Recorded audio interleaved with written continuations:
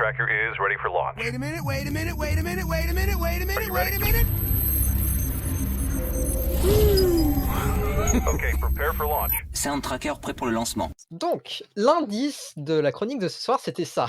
Je vous laisse deviner de quoi ça va parler. De trucs chers. Ouais. Oui, mais qu'est-ce qui coûte cher? Ouais, tout dans l'électronique, attends. Oui, tout. Allez, on va dire une caméra. Je vais parler donc de caméra. Bravo. Yes! Bravo. Alors, Hey, vous pensez quand même pas que vous pourriez avoir une chronique sans que j'intervienne? Bah, je suis là. En fait, c'est juste que l'ATM va faire sa chronique, ma foi sympathique, sur les caméras, mais tout le long, il mentionne les parties principales d'une caméra sans jamais vraiment réexpliquer les bases, genre ce que c'est, ces parties principales, ce qui fait qu'on peut vite s'y perdre si on n'a pas tout en tête. Du coup, vous avez trop de chance d'aller le droit au cours express de Bastou sur le fonctionnement d'une caméra. Youpi! Alors, par contre, juste, j'y connais à moitié rien là-dedans et je vais très probablement dire des trucs faux, donc pas besoin de m'insulter, merci. C'est juste pour que tout le monde puisse comprendre la chronique. Donc voilà. Je sais que je vais dire des trucs faux, désolé d'avance, mais on y va. Du coup, en fait, une caméra, ça fonctionne un peu comme un œil humain. C'est-à-dire qu'une source de lumière, genre le soleil, une lampe ou autre, va émettre des rayons de lumière qui vont taper sur chacune des surfaces qu'ils rencontrent sur leur chemin. Et certains de ces rayons finissent par taper soit sur notre œil, soit sur l'objectif de la caméra, et ils vont en gros nous transmettre la couleur des surfaces sur lesquelles ils ont tapé, et c'est comme ça qu'on voit la couleur. Incroyable. Donc voilà pour l'explication très simplifiée. Et à partir de là, une caméra a donc 3 parties de base, comme je vous affiche ça à l'écran. Il y a l'optique, le capteur et l'enregistreur. On peut encore rajouter des trucs par-dessus, et TM va en parler un peu, mais ça c'est les 3 parties obligatoires. Donc on va commencer par l'optique. Et l'optique, en fait, c'est entre guillemets juste un bout de verre traité d'une certaine façon et courbé d'une certaine façon pour rediriger les rayons de lumière au bon endroit, pour qu'on ait l'image qu'on veut. Donc on va pouvoir par exemple prendre les rayons de lumière qui viennent de tout autour de la caméra, ou seulement d'un point précis. On va pouvoir les rediriger d'une certaine façon, et ça va permettre de faire des zooms, des effets, ce genre de trucs. Et évidemment, je sais qu'en vrai, c'est plus qu'un simple bout de verre, enfin, c'est un optique quoi, mais encore une fois, c'est pour simplifier. Et bref, un optique, ça redirige les rayons de lumière. C'est tout ce que vous devrez retenir. Mais justement, ces rayons de lumière, où est-ce qu'on les redirige? Eh bah sur le capteur. Et donc, le capteur, en gros, c'est juste la partie qui va permettre de convertir, entre guillemets, les rayons de lumière en une image. C'est un procédé ultra complexe, surtout dans les caméras modernes, et en vrai, je sais pas beaucoup comment ça fonctionne non plus, donc je vais m'arrêter là. Mais juste, capteur, prendre lumière et faire image. C'est tout ce que vous devez retenir. Voilà. Et finalement, on a l'enregistreur, qui est simplement la partie ordinateur, entre guillemets, de la caméra. C'est elle qui prend les images du capteur et qui fait ce qu'on appelle l'encodage. En fait, ça veut juste dire qu'elle en fait une vidéo. Globalement, c'est ça. Mais du coup, pour schématiser à mort, il faut imaginer que la lumière, elle arrive en continu, elle est redirigée par l'optique en temps réel, c'est logique. Et le capteur, faut l'imaginer comme juste un gars qui prend une photo de ce qu'il voit, se retourne, donne la photo à l'enregistreur qui la met de côté, et genre un trentième de seconde plus tard, il a eu le temps de prendre une autre photo, de la donner à l'enregistreur, et ainsi de suite. Juste chaque trentième de seconde, par exemple, il a fait une autre photo qu'il a donnée à l'enregistreur. Et à la fin, l'enregistreur, il met juste toutes les photos qu'il a gardées de côté ensemble, et il fait une vidéo. Voilà, maintenant vous connaissez en gros les 3 parties et le principe de base d'une caméra. C'était le cours pas si express que ça de Bastou. Et tout ça pour que vous puissiez suivre la chronique de thème, donc je vous laisse avec lui pour la suite. J'espère que vous avez apprécié ces explications, ma foi, fort qualitatives. Bonne suite de chronique, bisous, et probablement à toutes. la chronique de ce soir, je vais vous parler de caméras et d'accessoires dans le monde audiovisuel professionnel, dans le cinéma surtout.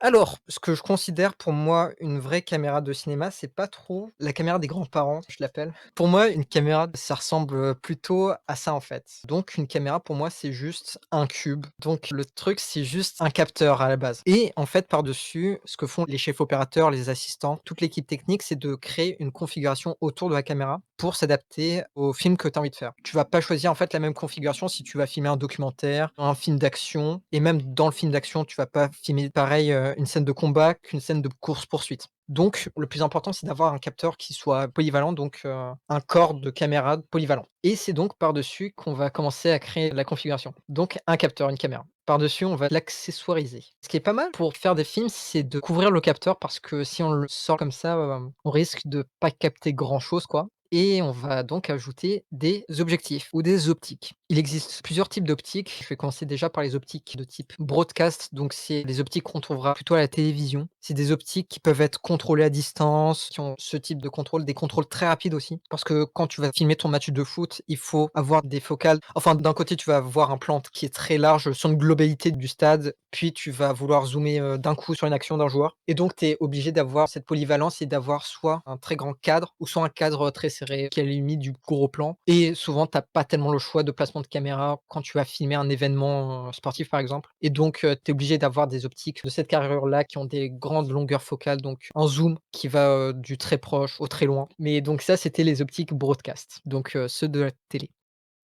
Après, des optiques qui coûtent peu cher, c'est les optiques d'appareil photo. Des optiques, photo qui vont être collées donc à un vrai appareil photo. C'est juste que souvent les contrôles vont se faire directement sur le boîtier. C'est pas des contrôles que tu vas faire directement sur, ton objectif, c'est des contrôles qui sont dans la caméra et généralement, c'est pas des optiques qui sont prévues pour faire des beaux flares. C'est pas non plus des objectifs qui s'adaptent beaucoup sur un accessoire qu'on verra juste après. C'est pas tellement ce qui va être utilisé. On va utiliser ces objectifs souvent sur du milieu semi-professionnel ou des petits projets, genre de la publicité, ce type de truc. On va utiliser ce type d'objectif parce que ça coûte pas cher. Et après, il y a les objectifs prime, les prime lens, donc les objectifs de cinéma. Eux, on va souvent les utiliser, dans la monture PL. Oui, bonjour, il le dit pas, mais la monture, c'est juste ce qui permet de faire le branchement entre l'optique et la caméra en elle-même. Juste ici. Voilà, de rien.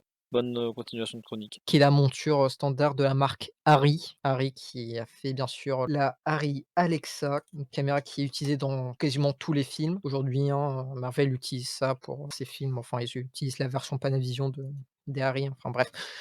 Des versions transformées, mais donc Harry ont breveté le standard, de la monture optique et la particularité de ces optiques, c'est que c'est souvent des optiques qui sont vendues en série. Oui, bonjour, aujourd'hui on fait un peu la chronique à deux avec TM. Mais du coup, une série d'optiques, c'est ce que vous voyez actuellement à l'écran. En gros, c'est plusieurs optiques qu'on achète ensemble et qui sont faites pour différentes tailles de focale de caméra. Genre là sur l'image, vous voyez qu'il y a un focal d'une taille de 29, un de 35, un de 40, etc. Et vous voyez aussi que toutes ces optiques, elles ont un peu la même gueule, elles ont la même monture. Genre, il y a une roulette pour régler le zoom ou bien l'exposition ou des trucs que je suis pas du tout assez intelligent pour reconnaître. Mais l'idée, c'est qu'on puisse faire les mêmes réglages sur chacune de ces optiques. Et du coup, l'idée finale, c'est que si tu prends une caméra avec une certaine taille de focale et une autre caméra avec une autre taille de focale, et que sur ces caméras tu mets deux optiques qui sont de la même série, et bah tu peux faire exactement les mêmes réglages sur une et sur l'autre, et l'image doit normalement avoir le même rendu final. Comme ça, tu peux avoir le même rendu d'image avec différentes caméras. En tout cas, c'est comme ça que j'ai compris l'explication que TM m'a faite, et j'ai essayé de vous la vulgariser du coup. Mais encore une fois, j'ai peut-être dit n'importe quoi, je m'y connais pas du tout dans ce domaine. Désolé d'avance. Retour à la chronique maintenant. Donc c'est pour ça que les séries rentrent en jeu, c'est que tu peux avoir, plusieurs focales, donc un 25 millimètres, un 35 millimètres. Les millimètres, c'est l'unité de mesure des distances focales dans le monde audiovisuel et ça équivaut à la distance qu'il y a entre les lentilles et le capteur dans la caméra. Donc généralement, les longueurs focales standards, ça va être donc 25-35 millimètres qui sont des longueurs focales considérées larges. Tu as le 50 millimètres qui équivaut un peu à ce que voit l'œil. Tu as à partir de 80 millimètres où c'est des cadres qui sont très serrés et donc si vous cherchez des optiques pour faire des films, généralement vous allez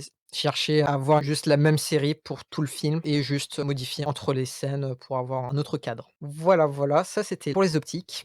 Après, juste derrière l'optique, on a la caméra. Par-dessus, on va mettre une optique et sur l'optique, on va mettre ce qu'on appelle des matte box. La matte box, c'est l'accessoire phare qui fait professionnel sur une caméra. La matte box a 2 utilités. La première utilité, c'est pour mettre des French flags. Le French flag, c'est l'une des rares, choses qui est gardée de la France, dans le cinéma. C'est ce qu'on voit sur cette image, la partie, qui se plie un peu. C'est pour couper la lumière et on va revenir un peu sur ce concept de flair, c'est que généralement, quand tu vas filmer, les flares qui viennent du haut, c'est souvent ceux du soleil. C'est des flares qui sont moches à l'image et qui va juste détruire l'image et donc on a ajouté des panneaux noirs. C'est juste des petites plaques, en aluminium noir, pour absorber la lumière et donc, couper totalement la lumière du capteur et la deuxième utilité d'une matte box, c'est pour ajouter des filtres. Alors, je vais parler des 3 principaux filtres, qui sont les plus utilisés. Généralement, si vous êtes un peu formé à la vidéo, semi-professionnelle, vous avez vu ce type de filtre, circulaire qui se visse directement au bout de ton objectif. Ça va pas du tout être utilisé dans le cinéma parce que le verre qu'il y a sur ces filtres ont la propriété de faire du vignettage, donc de faire en fait un mode de filtre Insta où tu vois le centre, mais sur les bords, de ta photo, bah, c'est un peu plus sombre. C'est pas tellement utilisé parce que si tu souhaites faire du vignettage, tu peux le faire en post-production et souvent c'est pas du vignettage qui est exploitable. Donc dans ta Matbox, tu as des tiroirs et tu vas mettre des filtres carrés. Les filtres, carrés ont cette propriété de ne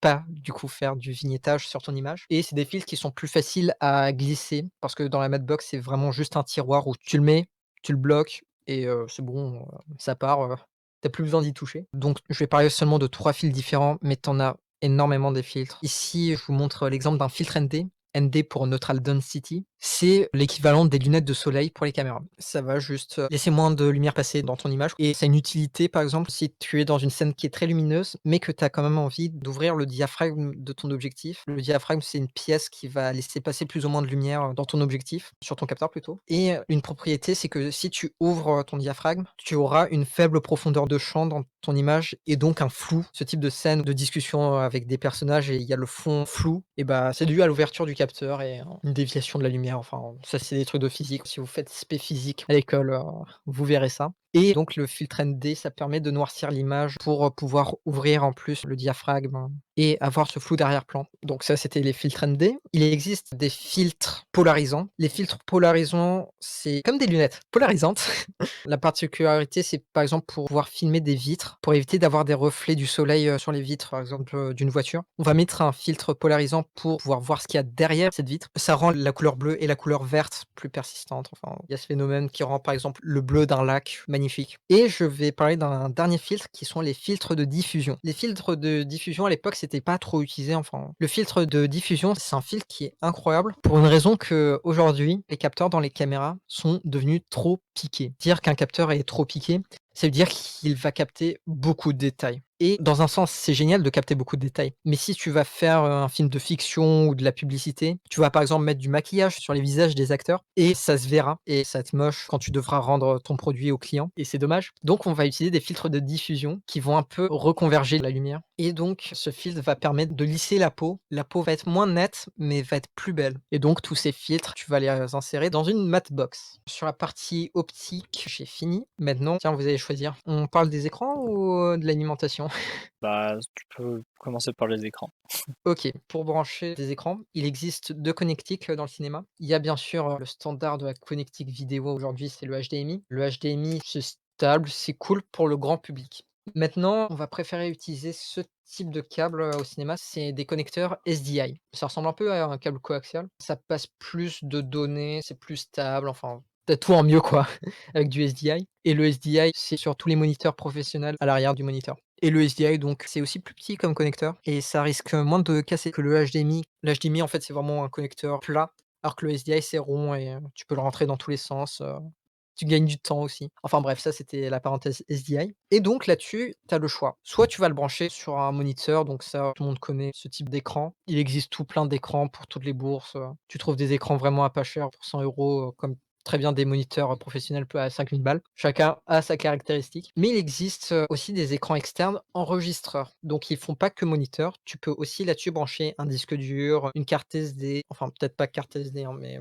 bref, tu peux brancher un support de stockage et donc pas filmer depuis la caméra, mais enregistrer depuis l'enregistreur. L'enregistreur, généralement, c'est utilisé pour des anciennes caméras de cinéma de 2010, par exemple, où le capteur était puissant, mais il y avait pas la puissance de calcul possible disponible dans la caméra. Donc, on va déporter la partie ordinateur de la caméra, donc ce qui va encoder. On va le déporter dans un enregistreur externe qu'on va brancher en HDMI, en SDI, et ça va l'enregistrer là-dessus. Et ça permet généralement d'avoir de meilleures capacités de couleur, par exemple, parce que le constructeur n'a pas forcément eu le temps de gérer la partie optimisation de l'enregistrement. Donc, ils vont déléguer ça aux entreprises qui vont créer des enregistreurs et eux, ils vont optimiser tout pour avoir un maximum de détails, un maximum de couleurs, un maximum de tout en fait. Par exemple, enregistrer en 10 bits, ce qui va te faire 1 milliard de couleurs au lieu de 8 bits, qui est le standard, donc 16 millions de couleurs. Et il y a un dernier moyen de voir, en direct, ce qu'on fait. Enfin non, il y en a 2 des derniers moyens.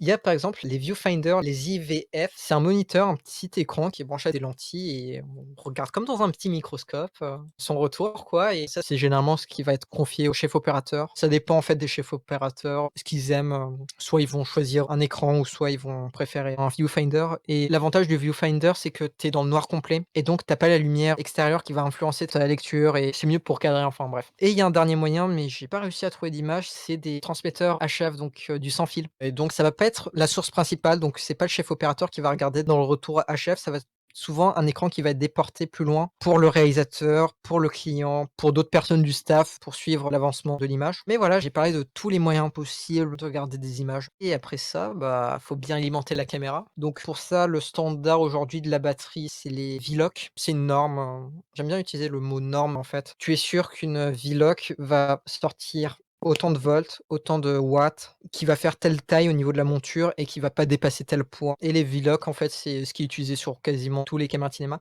Même si généralement, les caméras de cinéma, en fait, ils proposent pas directement d'attache de batterie. Donc, on doit rajouter en plus, racheter en plus, louer en plus une platine pour pouvoir adapter ce type de batterie et surtout que c'est des batteries qui pèsent généralement très lourd, qui sont longues à charger aussi. Donc, généralement, sur le tournage, t'en as 3-4 parce que ça reste quand même des batteries qui sont très costauds et qui vont te tenir longtemps. Tu peux tenir au moins 6 heures, 8 heures, 12 heures facile avec une charge. Et c'est pour ça que c'est privilégié dans des gros tournages, par exemple pour Endgame, ils vont utiliser ce type de batterie pour pouvoir tenir toute la journée avec.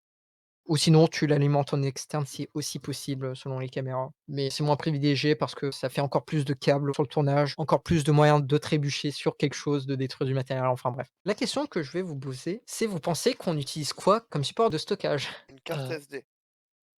Donc, généralement, au cinéma, on va utiliser ce qu'on appelle de la CFast. C'est des cartes SD qui sont plus gros, qui ont des débits qui sont préférables pour Oui. tourner. Donc, on a du 450 mégabits par seconde en écriture, ce qui est énorme. Ouais, c'est à peu près le triple de la carte SD qu'on voit juste au-dessus. Après, on a d'autres moyens. Ça, c'est des moyens propriétaires. Par exemple, chez Red, ils ont développé leur support de stockage à eux, donc le Red Mag, qui est un support propriétaire qui coûte ultra cher, mais ça a l'avantage de marcher du premier coup. Enfin bref, c'est plug and play quoi. Et on se trouve généralement à 2000 balles pour 1 Tera quoi, des gros SSD propriétaires. Yo, Bastou du montage juste ici pour vous dire qu'un SSD c'est un type de disque dur. Il y a deux types principaux de disques durs, les SSD et les HDD, mais je vais pas faire tout un truc pour vous expliquer la différence entre les deux parce que là il parle que des SSD dans sa chronique. Donc juste quand vous entendez SSD, dites-vous c'est un disque dur sur lequel on stocke des informations. Voilà, bonne fin de chronique, tout ça tout ça. Et donc, tu as des entreprises qui développent des SSD là-dessus.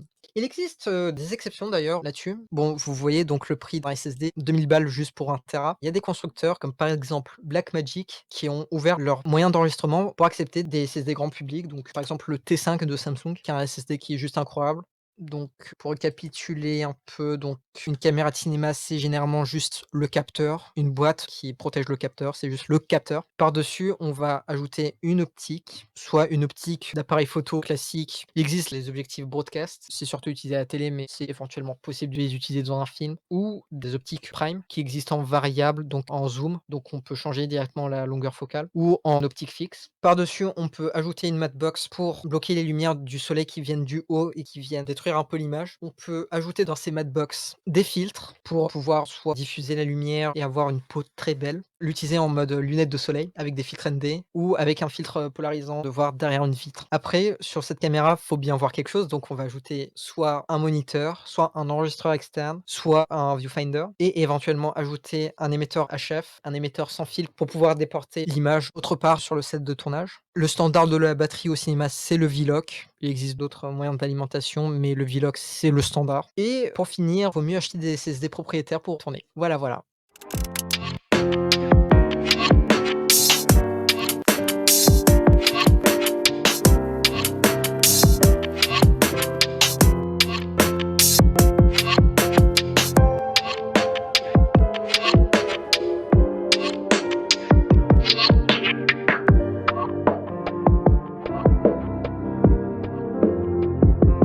À bientôt pour de nouvelles aventures.